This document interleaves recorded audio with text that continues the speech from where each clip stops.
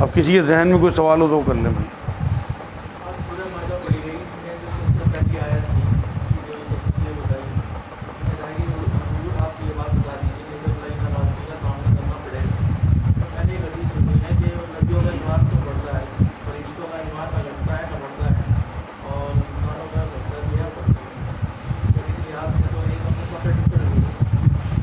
کہاں کیوں کیا اس میں آپ کو لگا بھائی؟ جس نبی پہ وحی آ رہی تو اس کا تو ایمان لازمی بات ہے، وہ تو حق ہے، تو ظاہر سی بات ہے کہیں سے کہیں پہنچے گا۔ نبی اکرم صلی اللہ علیہ وسلم کے بارے میں یہ بات آتی ہے کہ دن بدن ہر پل ان کے جو مقام ہے اس میں بڑھوتری ہو رہی ہے الحمدللہ۔ دوسرا آپ نے کہا ہے کہ فرشتوں کا جو ہے اس میں نہ گھٹتا ہے نہ بڑھتا ہے، تو انہیں تو ایمان کی ضرورت ہی نہیں ہے، وہ تو ٹیپ ریکارڈر ہیں۔ جتنی اللہ رب العزت نے ان میں چیز بھر دی، وہ ان کے اندر تو کوئی ویل ہی نہیں ہے کہ وہ اپنی چلا سکیں، گھٹا بڑھا سکیں۔ انسانوں کے بارے میں نے وضاحت سے بتا دیا کہ جو مومن ہوتے ہیں ان کے ایمان کو قرآن جب اترتا تھا تو اضافہ ہو جاتا تھا، اور جو کافر ہوتے تھے ان کی حسد اور بغض کی وجہ سے وہ اور زیادہ اپنے اندھے پن میں اور بہرے پن میں بڑھ جاتے ہیں۔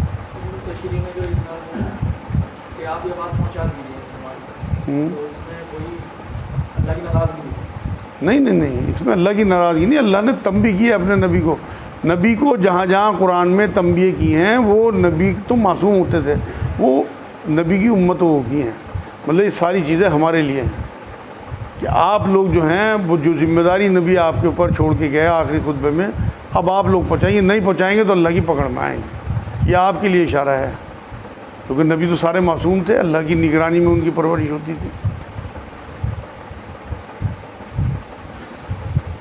سوال یہ ہے قربانی کس پر واجب ہے؟ ان کا سوال یہ ہے قربانی کس پہ واجب ہے؟ جو صاحب حیثیت ہو اس پہ قربانی واجب ہے۔ مطلب میں آپ کو بتا چکا، صاحب حیثیت جو ہیں، جو زکوٰۃ دیتے ہیں لوگ، زکوٰۃ میں تو یہ شرط ہے کہ 1 سال گزرنا چاہیے مال پہ جب زکوٰۃ فرض ہوتی ہے، لیکن قربانی واجب ہے ان لوگوں پہ جن پہ ابھی بھی تازہ ہی مال آیا ہو 1 رات پہلے بھی، تو ان پہ قربانی واجب ہو جائے گی۔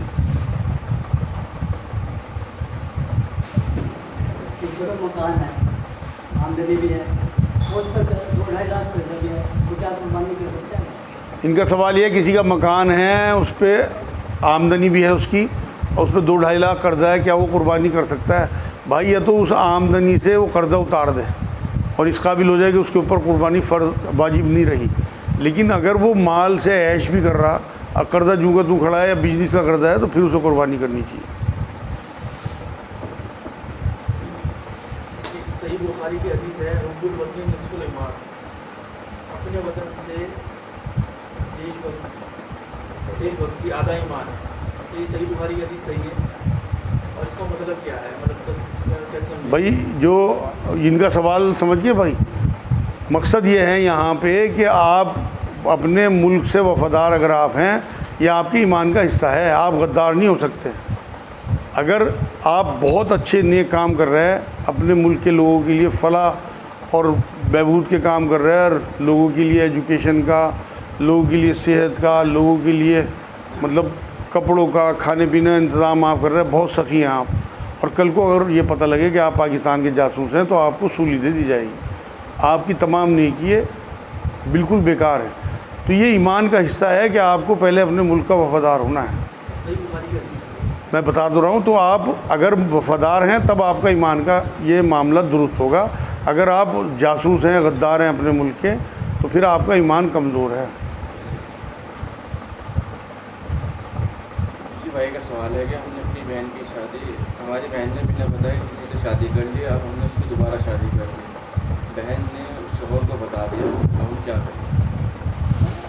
ان کا سوال یہ ہے کہ ان کی بہن نے شادی کر لی بنا بتایا کسی سے، اور پھر خاموش رہی، گھر والوں کو نہیں بتایا، گھر والوں کو پتہ نہیں تھا، انہوں نے اس کی دوسری شادی کر دی۔ اب وہ سسرال پہنچی تو اس کے شوہر کو پتہ لگ گیا، اور اب یہ سب لوگ پریشان ہیں، شوہر کے گھر والے بھی اور یہ بھی۔ اب کیا کیا جائے؟ بھائی قرآن تو نے جہاں پہ ان عورتوں کا ذکر کیا ہے جن سے شادی نہیں کر سکتے، ان میں شادی شدہ عورتوں کے بارے میں بھی کہا ہے کہ جو شادی شدہ عورتیں ہیں ان سے آپ نکاح نہیں کر سکتے، تو فوراً اسے وہاں سے واپس بلانا چاہیے اور اس کے پہلے شوہر کے حوالے کرنا چاہیے۔ اگر وہ جسمانی تعلق قائم کرتے ہیں تو یہ حرام کاری ہوگی، وہاں اس کا نکاح نہیں ہوا، یہ نکاح باطل ہے۔ جو دوسرا نکاح ہوا اس کا پہلا نکاح اگر وہ بالغ ہے اور عاقل ہے اور سمجھدار ہے تو اس نے جو نکاح کیا حالانکہ اس نے گناہ کام کیا اپنے گھر والوں کی مرضی کے خلاف جا کے اسے اس کا جو ہے وہ اگر اس نے توبہ نہ کی تو اس کا اسے گناہ ملے گا، لیکن نکاح اس کا ہو گیا تو اسے اس کے پہلے شوہر کے حوالے کرنا چاہیے، ان سے معذرت چاہنی چاہیے، یہ لوگ بھی اذیت سے بچیں گے اور حرام کاری سے بچیں گے، اس میں بالکل نہ شرمائیں۔ دیکھیں میں نے شاید پچھلے ہفتے اس سے پچھلے ہفتے ایک حدیث سنائی تھی کہ جو لوگوں کو خوش کرنے کے لیے اللہ کو ناراض کرے گا، اللہ کی آیت کی خلاف ورزی ہوگی اس معاملے میں تو اللہ تو ناراض ہو گئی، لوگوں کے دلوں سے بھی اس کی محبت ہٹا دے گا، اور جو اللہ کو راضی کرنے کے لیے لوگوں کو ناراض کرے گا مطلب اسے وہاں سے ہٹا کے پہلے شوہر کے حوالے کر دیں گے تو اللہ راضی ہوگا تو وہ لوگوں کے دلوں میں بھی اس کی محبت بھر دے گا اللہ پاک، تو انہیں عزتیں ملیں گی اگر انہوں نے یہ کام کر لیا۔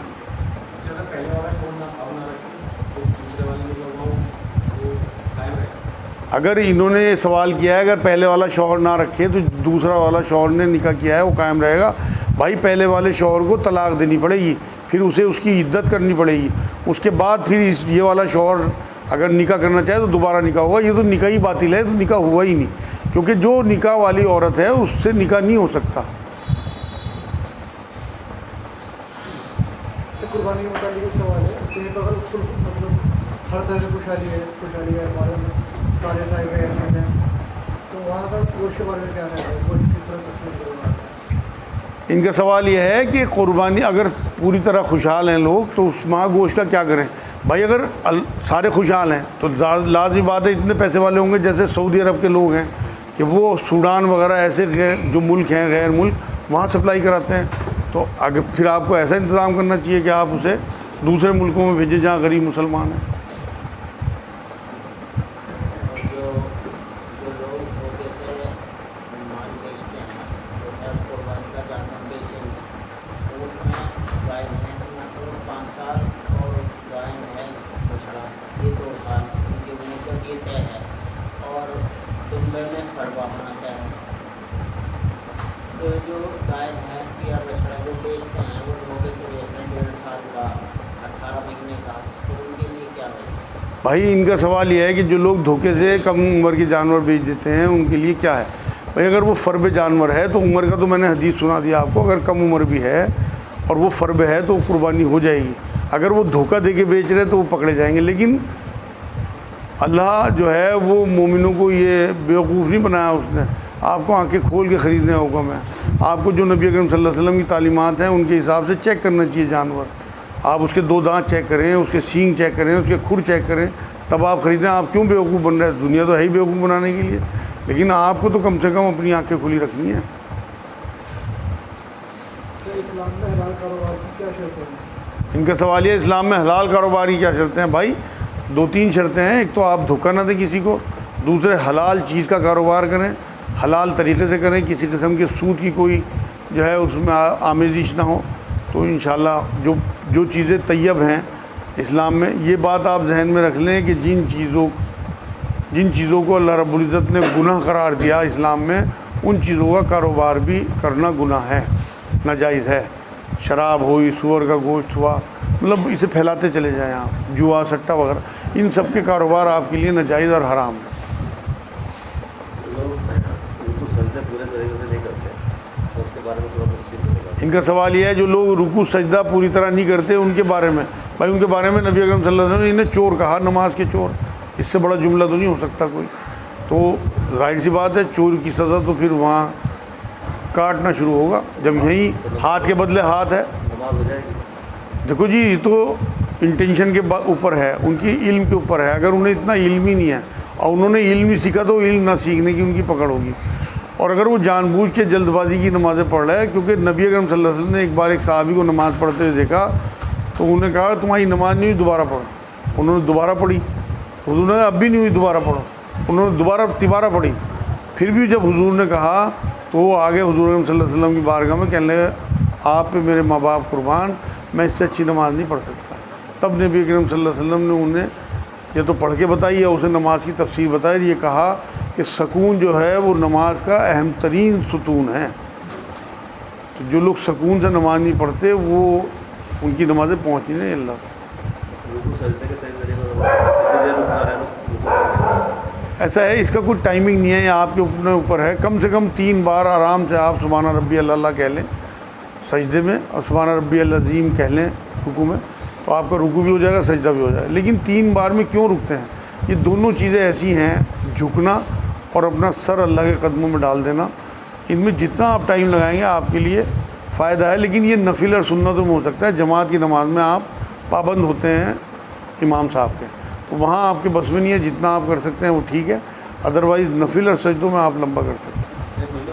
کھڑے ہوتے ہیں پورا کھڑے بھی نہیں ہوتے، سجدے میں چلے جاؤ. بھائی وہ تو میں بتا دے رہا ہوں، وہ تو چوری ہے، بتایا تو نبی نے چوری بتایا ہے. جیسے یہاں پہ رہ رہے ہیں، یہاں اس طرح جیسے مہنگا ہوتا ہے اور دوسری جگہ پہ جو سستا ہوتا ہے، پہلے وہاں پہ ایسے ان کا سوال یہ ہے کہ ہم جیسے یہاں رہتے ہیں، دوسری جگہ سستا ہوتا ہے، اس طرح وہاں بھجوا دیں. کیوں بھجوا رہے ہیں جب آپ کے اوپر فرض نہیں ہے، پیسے ہی نہیں ہیں آپ کے پاس؟ سستا کیا دیکھ رہے ہیں؟ میں نے آپ کو بتایا تو آپ کی روح پہنچتی ہے، آپ کی نیت. اپنے ہاتھ قربانی کرنا اپنے علاقے میں، وہیں سے جانور خرید کے وہیں کے لوگوں میں گوشت بٹوانا، یہ سنت ہے. اب اس سستے کے چکر میں کہ یہاں ہمیں حصہ مل رہا 2700 کا، اور ہم اگر بہار میں بھیج دیں گے وہاں مل جائے گا 700 روپے کا، تو بھیجو. آپ اپنے حساب سے آپ اپنا بوجھ اتار رہے ہیں. قربانی بوجھ تھوڑی ہے آپ کے اوپر، قربانی تو واجب ہے، ایک عبادت ہے. آپ اگر آپ کی حیثیت نہیں ہے تو آپ پہ قربانی نہیں ہے، میں یہی تو بتا رہا ہوں. تو آپ نہ کرو، کوئی ضروری تھوڑی ہے حصہ لینا. جو صاحب حیثیت نہیں ہے قربانی کے لیے، اور وہ قربانی کی وجہ سے اگر کچھ اور چیز قربانی کر دے، جیسے بیڑی پی رہا ہو، طے کر لے کہ میں نے آپ سے بیڑی نہیں پی، یہ میری قربانی ہے، اٹھ کے کھائے، تو کیا اس سے؟ بہت بڑا سوال ہے، بہت بڑھیا. قربانی جو ہے وہ یہی ہے، اپنے نفس کے خلاف جانا. ان چیزوں میں آپ کا نفس آپ کو ابھارتا ہے اللہ اور رسول کے خلاف، انہیں قربان کر دینا ہی قربانی ہے. وہاں ابراہیم علیہ السلام کو خواب دکھایا گیا کہ آپ نبی ہیں اور آپ کے خواب سچے ہیں. یہ امتحان تھا اللہ کی طرف سے. قرآن میں کہا اللہ نے کہ میں نے آزمایا اسے ابراہیم کو، اور یہ اپنی آزمائشوں میں پورا اترا. تو اگر اللہ رسول کے خلاف آپ کوئی عمل کر رہے ہیں اور آپ اسے قربان کر رہے ہیں بقرعید کے موقع پہ، تو آپ کی قربانی ان لوگوں سے بہتر ہے جو جانور کاٹ رہے ہیں. مرحومین کے ایسالِ ثواب کے لیے ان کے نام سے قربانی کرنا ہے. ان کا سوال یہ ہے مرحومین کے ایصال ثواب کے لیے ان کے نام سے قربانی کرنا کیسا ہے؟ بھائی نفلی قربانی ہو، ان پہ واجب تو ہے نہیں جب وہ چلے گئے، یہ تو زندہ لوگوں پہ ہے. ثواب جو ہے آپ دعا کر دو کہ اللہ پاک انہیں اس کا ثواب دے. پوری امت کے لیے دعا کرو. حضور نے پوری امت کے لیے قربانی کی، تو اس میں مردے زندہ سب آ گئے، تو کوئی حرج نہیں ہے. اگر آپ کرو گے تو بالکل انشاءاللہ تعالیٰ ثواب پہنچے گا. یہ سنا ہے کہ جب گھر میں میت ہو جائے تو گھر میں 40 دن تک میاں بیوی آپس میں تعلق قائم رکھتے ہیں. ہاں یہ سوال آتا ہے کہ جس گھر میں میت ہو وہاں میاں بیوی کو 40 دن تک قائم نہیں کرنا چاہیے اپنا ازواجی تعلق. یہ بیکار کی باتیں ہیں میرے بھائی، ان میں کوئی دم نہیں ہے. نبی اکرم صلی اللہ علیہ وسلم کی حدیث پاک یہ ہے کہ 3 دن سے زیادہ کسی میت کے لیے سوگ نہ کریں. صرف عورت کو 4 مہینے 10 دن ہیں، اور سوگ میں یہ معاملہ بھی نہیں آتا. دیکھیں ایک بہت بڑا واقعہ ام سلمہ رضی اللہ تعالیٰ عنہ کا، کہ ان کے شوہر باہر گئے ہوئے تھے، پیچھے بچہ فوت ہو گیا، تھکے ہارے آئے تو رات کو انہوں نے وائف کے ساتھ ہم بستری کی. لاش بچے کی برابر میں پڑی رہی. ہسبینڈ کو اس عورت نے نہیں بتایا. کتنی عظیم ہماری ماں تھی وہ.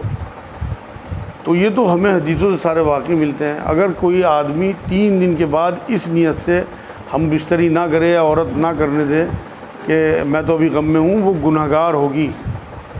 شوہر کے علاوہ اس کا باپ ہو، اس کا بھائی ہو، اس کی بہن ہو، شوہر کا کوئی بھائی بہن یا باپ مرا ہو، تو بالکل اجازت ہے. 3 دن تک اگر آپ کی طبیعت نہیں چاہ رہی بالکل نہ کریں، لیکن چوتھے دن اگر آپ کی طبیعت چاہ رہی تو یہ بوجھ نہ بنائیں اپنے اوپر. جب شریعت نے جو چیز آپ کے اوپر نہیں ڈالی آپ اپنے اوپر بوجھ نہ بنائیں. نبی کے بارے میں قرآن یہ کہتا ہے کہ تمہارے بوجھ اور توق اتارنے کے لیے آئے تھے. اگر بیوی شوہر کو گالی دیتی ہے تو شوہر کیا کرے؟ ان کا سوال یہ ہے اگر کوئی بیوی اپنے شوہر کو گالی دے تو شوہر کیا کرے؟ بھائی پہلے تو اپنے آپ کو چیک کرے کہ اس نے اس قابل بیوی کو کر دیا کہ وہ گالی دے رہی، اتنا ٹارچر اسے کیا، یا اس کی کوئی غلطی نہیں ہے. اگر غلطی نہیں ہے تو پھر وہ گواہ کرے، اپنے سسرال والوں کو بلائے، اپنے گھر والوں کو بلائے، اپنے بچوں کو، اپنے بہن بھائیوں کو، اور بتائے کہ بھائی یہ میرے ساتھ اس کا یہ رویہ ہے، اور اسے تنبیہ کریں. اگر وہ اس کے بعد بھی نہ سدھرے تو شریعت اسے اجازت دیتی ہے کہ اسے طلاق دے. لیکن پہلے اپنے آپ کو چیک کرے. اصل میں ہم عورتوں پہ اتنا زیادہ ٹارچر کرتے ہیں کہ شروع میں بیچاری معصوم عورتیں بولتی نہیں، میرے پاس روز کیس آتے ہیں، اور جب ان کی بالکل ہی اندر سے ہمت ٹوٹ جاتی ہے تو پھر وہ بھی شروع ہو جاتی ہے. بھائی گالیاں کھا کھا کے کتنے دن برداشت کرے گا آدمی، کتنے سال برداشت کرے گا؟ اگر اس کی غلطی نہیں ہے شوہر کی تو پھر اس کی کوئی پکڑ نہیں ہے. یہ کہتے ہیں جی جہاں پر 7 حصے ہوتے ہیں، ایک حصہ اللہ کا نام کریں، 6 حصے اپنے کریں، یہ صحیح ہے یا 7 کے 7 حصے اپنے؟ ان کا سوال یہ ہے کہ یہ کہتے ہیں ایک حصہ اللہ کے نام کا، باقی گھر والوں کے. بھائی کوئی حدیث تو ہے نہیں، آپ اپنے گھر والوں کے نام کا کریں، آپ کی مرضی اللہ کے نام کا کرتے ہیں. آپ اللہ ہی کے نام پہ تو کر رہے ہیں، جو گھر والوں کے نام کے حصے کر رہے ہیں وہ آپ کو ان کے کہ اللہ اکبر، یا آپ یوں کہہ رہے ہیں کہ اللہ ابا اللہ ابا، آپ اللہ اکبر کہہ رہے ہیں نا، تو وہ سب اللہ ہی کے نام پہ چل رہا ہے. اس سے نہیں سب اللہ کے نام پہ بٹ رہا ہو کوئی نہیں. یہ تو لوگوں نے اپنا آپ بنا لی، نبی نے نہیں فرمایا. نبی نے امت کی طرف سے قربانی کی، پوری امت کی طرف. تو ہم بھی کر سکتے ہیں. ہاں بالکل کر دو. جو ہم نے جانور لیا ہے ہمارا اللہ کے نام کا ہے ہی، باقی اس میں سب تمام پوری امت کے لیے بالکل کرنا چاہیے. بالکل بالکل نبی کی بڑی سنت ہے. سوال یہ ہے آن لائن کچھ سامان منگایا وہ آیا نہیں، تم نے پیسے واپس منگائے تھے، کچھ ٹائم بعد وہ آ گیا، ابھی جو استعمال کریں نا. ان کا سوال یہ ہے آن لائن کوئی چیز منگائی، وہ لیٹ ہو گئی، نہیں آئی، یہ سمجھے اب نہیں آئے گی، تو انہوں نے کمپنی سے پیسے واپس منگا لیے. اس کے کچھ دنوں کے بعد وہ سامان آ گیا، اسے استعمال کریں. بھائی جس طرح سے آپ نے اپنے پیسے واپس منگائے ان لوگوں کو انفارم کریں کہ آپ کا سامان ہمارے پاس پہنچ گیا. کمپنی نے ہو سکتا ہے سوچ لیا ہو کہ کھویا گیا یا چوری ہو گیا اور آپ کے پیسے واپس کر دیے. آپ کے لیے جائز نہیں ہے اسے استعمال کرنا. یا تو آپ کمپنی کو واپس کریں، یا کمپنی آپ کو اجازت دے دے کہ ہماری طرف سے گفٹ ہے، تب بھی آپ استعمال کر سکتے ہیں. اور اگر یہ کہے کمپنی کہ بھائی اس کے پیسے ہمیں بھیجو، تو آپ کو دوبارہ استعمال کرنے سے پہلے اس کے پیسے پے کرنے چاہیے. سوال ہے کیا پہنے ہوئے زیورات پر زکوٰۃ دے سکتے ہیں؟ ان کا سوال یہ ہے کیا پہنے ہوئے زیورات جو ہے وہ زکوٰۃ میں دے سکتے ہیں؟ بھائی بالکل دے سکتے ہیں، لیکن ان کی وہ قیمت لگے گی جو آج کی قیمت ہو. پہنے ہوئے زکوٰۃ مان لو آپ پہلے ہوئے زیور آپ نے 2 دن پہنے لیا اور وہ 70 لاکھ کا تھا، اور خریدنے کے بعد وہ اگر آپ بیچنے جاتے ہیں وہ 60 لاکھ کا بکا، کیونکہ اس میں کھوٹ بھی ہوتا ہے، میکنگ بھی ہوتی ہے، تو آپ کو 60 لاکھ قیمت لگانی ہے، نہ کہ 70 لاکھ. جس دن آپ دے رہے ہیں اس دن کی قیمت کے حساب. بچوں کو فرضی کہانی بنانا کہتا ہے. ان کا سوال یہ ہے جب بچوں کو جیسے فرضی کہانیاں سنا دیتے ہیں بنا کے، اگر وہ موٹیویشنل کہانیاں ہیں اور ترغیب دلا رہے ہیں آپ صداقت کی اور بچوں کو نیک بنانے کی، تو اس میں کوئی حرج نہیں. آپ کو جو شریعت ہے وہ اجازت دیتی ہے اس بات کی. لیکن ایسا نہ ہو کہ الٹی سیدھی جھوٹی کہانیاں اور آپ بچوں کو ڈرانے کے لیے یا دہشت پھیلانے کے لیے، تو وہ جو بچوں میں بگاڑ پیدا کریں، ایسی کہانیوں کی اجازت نہیں ہے. بہت سے آدمی یہ کہتے ہیں کہ جیسے ماں باپ کا انتقال ہو گیا اور آپ اللہ کے نام کے پیسے دیتے ہیں کہ اللہ کے نام کے دے دو مانگنے والے کو، اور بہت کچھ پیسے ایسے دو کہ ہمارے ماں باپ کی نمازوں کے پیسے کہ جو ان سے چھوٹ گئی. ان کا سوال یہ ہے کہ ماں باپ کی نمازوں جو چھوٹ گئیں ان کا صدقہ غریبوں کو دینا. بھائی نبی نے تو کوئی نہیں فرمایا. آپ اپنے ماں باپ کے ایصال ثواب کے لیے صدقہ کریں اور اللہ سے دعا کریں کہ اللہ قبول کر لے اور جو ان کی نمازیں چھٹی انہیں معاف کر دیں. اللہ کے رسول نے کچھ نہیں فرمایا اس طرح کہ ایک نماز کا اتنا صدقہ یا صدقے دو. توبہ ہے نماز کا جو سب سے بڑی جو معافی ہے، وہ پچھلی نمازوں کی توبہ اور آگے نہ چھوڑنے کا عزم. اور جو لوگ مر گئے ان کا تو چیپٹر ہی بند ہو چکا. آپ کتنا ہی صدقہ کرتے رہو، انہیں صرف عالم برزخ میں اس کا فائدہ ہوگا، آخرت میں انہیں کوئی فائدہ ہونے والا نہیں ہے اس کا. ایصال ثواب جو ہے وہ صرف آڑ کی جو زندگی ہے، برزخ کی زندگی، اس میں آپ کے ان کے اگر وہ اچھے لوگ ہیں تو ان میں اضافہ ہو جائے گا، ان کی نیکی جو ان کے ساتھ اللہ رب العزت نے وہاں نیکی کا معاملہ کر رکھا ہوگا. اور اگر وہ عذاب بھگت رہے ہوں گے تو اس عذاب میں تھوڑی سی کمی ہو جائے گی آپ کی نیکی بھیجنے سے، ایصال ثواب بھیجنے سے. تو جو پھر یہ لوگ چندے کی رسیدیں کٹواتے ہیں اس میں کہہ کر کے کہ میرے والد کی نماز اتنی رہ گئی تھی، آپ جوڑ کے بتا دیجیے کیا دینا ہے.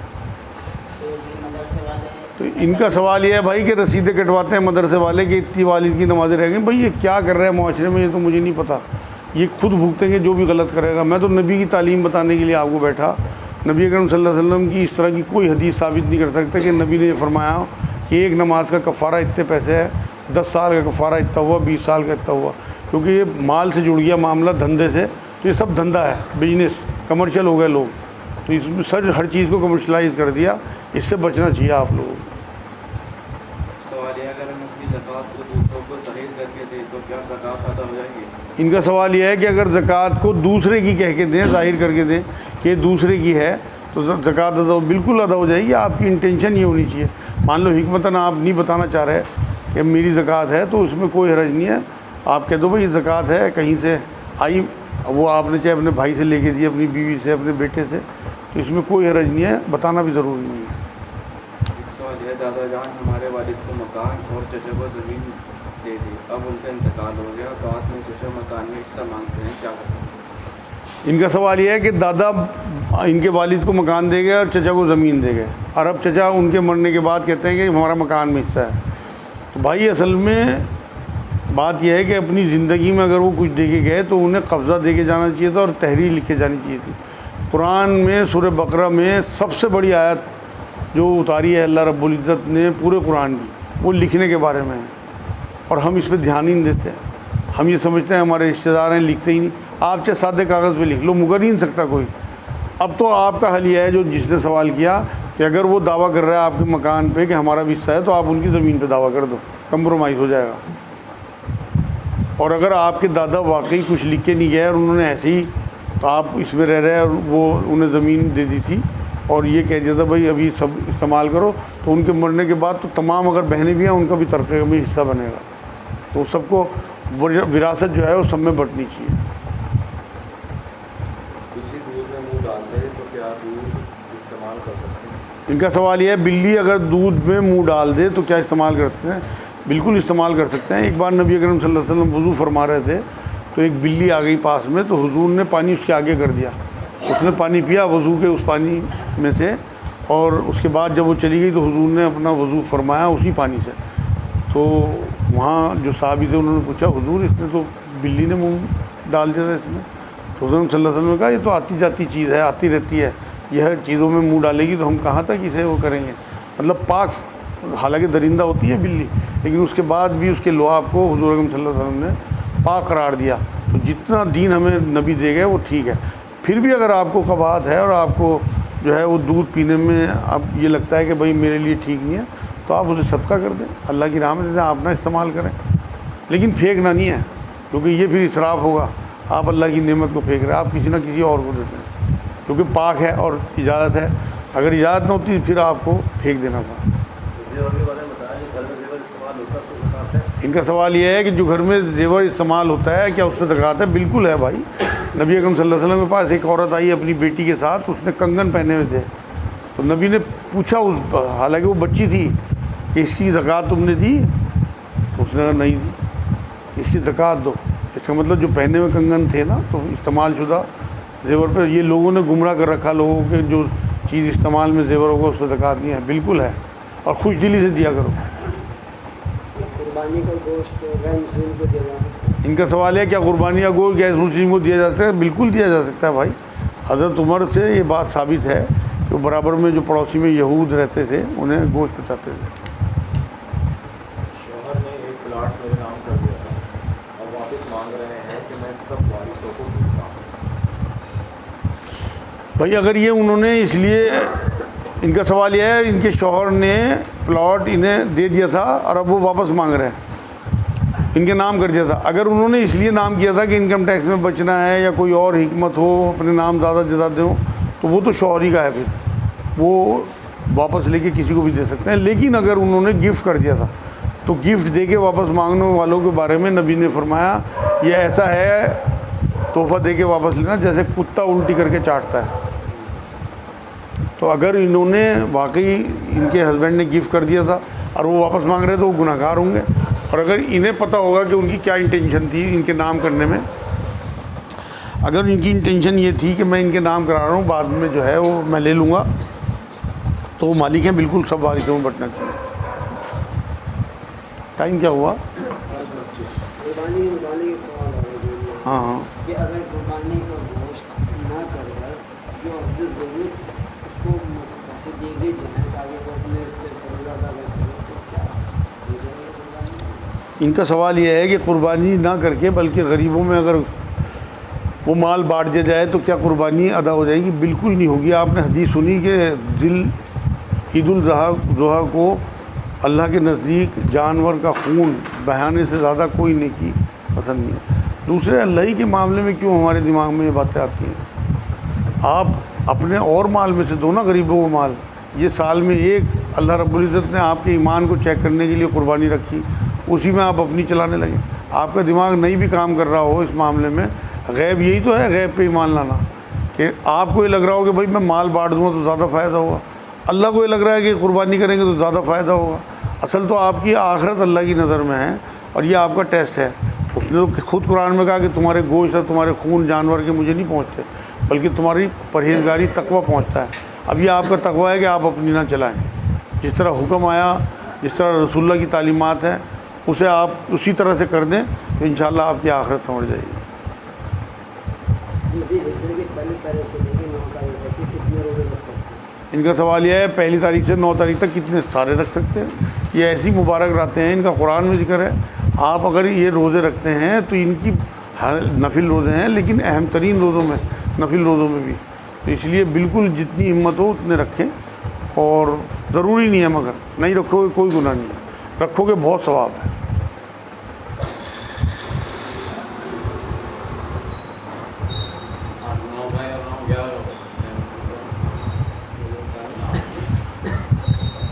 آٹھ 9 جتنا جون سا مرضی رکھو, مطلب 1 سے لے کے 9 تاریخ تک. 10 تاریخ کے روزے کی منع ہے, کیونکہ عید والے دن روزہ رکھنے سے نبی نے منع فرمایا دونوں عیدوں میں. عرفات کے دن بھی نہیں رکھ سکتے جو حاجی لوگ ہیں. ایک سوال ہے میرا, جب کسی نے کوئی جانور لیا قربانی کے لیے اور اس کو منافع میں کوئی نام ملا وہ بیچ سکتا ہے. دوسرا سوال یہ, اور اگر کسی نے بیچنے کے لیے لیا, کسی نے اسے بنا لی, تو اس کو وہیں کی نیت کر کے قربانی کر سکتا ہے. ان کا سوال یہ ہے کوئی جانور لیا اللہ کے نام کے لیے اور پھر اسے منافع مل رہا تو اسے بیچ دیا. بھائی جب پھر اللہ کے نام کے لیے کہاں لیا, پھر تو پیسوں کے لیے لیا. میرے نزدیک تو یہ ٹھیک ہی نہیں ہے بات بالکل بھی. جو جانور لیا, جو اس کی قیمت بڑھی وہ اللہ کے لیے بڑھی, آپ کیوں اپنا ثواب کم کر رہے ہیں؟ اور دوسرا کیا سوال تھا؟ نہ بکا تو اس کی قربانی کر دیں. بھائی یہ بھی آپ کی نیت کے حساب سے تو ٹھیک نہیں. جو کام آپ نے جس کام کے لیے کیا آپ اسے انتظار کریں, بعد میں بک جائے گا آپ کا. قربانی کے لیے آپ وہ جانور لے رہے ہیں جو دوسرے نہیں خرید رہے, وہ آپ اس لیے بیچ رہے ہیں کہ آپ کا نہیں بکا. دیکھ لو کیا دے رہے ہیں آپ. قرآن میں یہی تو کہا اللہ نے کہ ردی چیزیں نہیں دینی اللہ کی راہ میں.